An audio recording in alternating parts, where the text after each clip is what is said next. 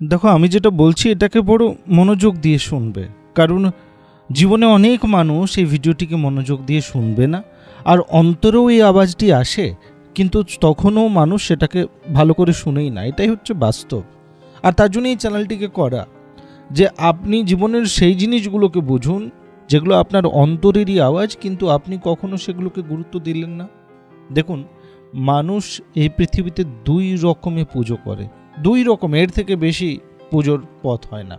পুজো করার সময় সে এক রকমের মানুষের দল অনেক বেশি, যারা নিজের জীবনের বিভিন্ন আকাঙ্ক্ষা পূর্তির জন্য পুজো করে। আর আপনি বলতে পারেন 90% থেকেও বেশি মানুষ এই পথেই রয়েছে।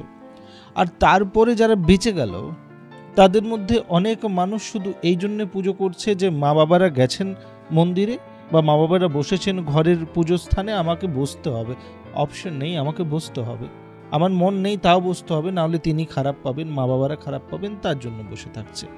আর তারপরেও কিছু মানুষ যদি বেঁচে আছে, তো তারা নিজের জীবনে যে পাপগুলো করেছে সেগুলোর প্রায়শ্চিত্তের জন্য পুজো করছে। আর এটার সংখ্যা অনেক কম, বিশ্বাস করুন। মানুষ কোটি কোটি লক্ষ লক্ষ এরকম কাজ করেছে যেগুলোর জন্য তাকে প্রতিদিন ক্ষমা চাওয়া দরকার, কিন্তু সেটার জন্য সময় নেই। ক্ষমা পরে চেয়ে নেব, এখন আরও অন্যান্য জিনিস আছে যেগুলো পূর্ণ হয়নি, সেগুলো চেয়ে নিই। তো এটাই হচ্ছে সিস্টেম, এটাই হচ্ছে আমাদের সমাজের সব থেকে খারাপ জিনিস।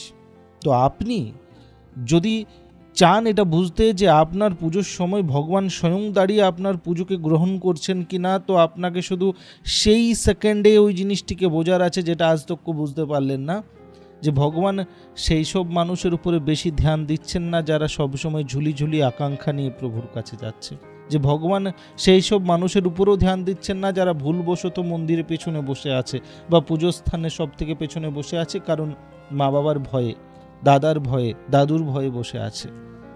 তাদের জন্য প্রভু সব সময় দাঁড়িয়ে আছেন যারা নিজের প্রায়শ্চিত্তর জন্য পুজো করছে।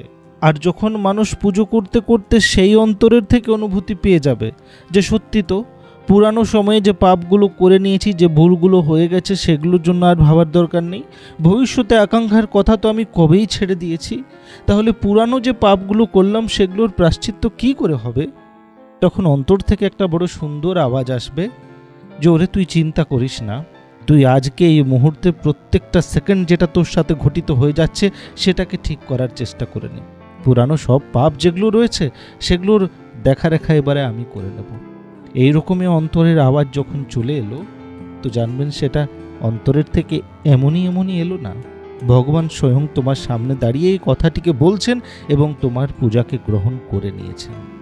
একমাত্র যারা প্রায়শ্চিত্তের জন্য পূজা করে তাদের পূজা গ্রহণের কথা, পূজা সেটা ঠিক মতো করে হলো কি না সেটার প্রমাণ ভগবান নিজে দেন যখন অন্তরের থেকেই আওয়াজটি আসে।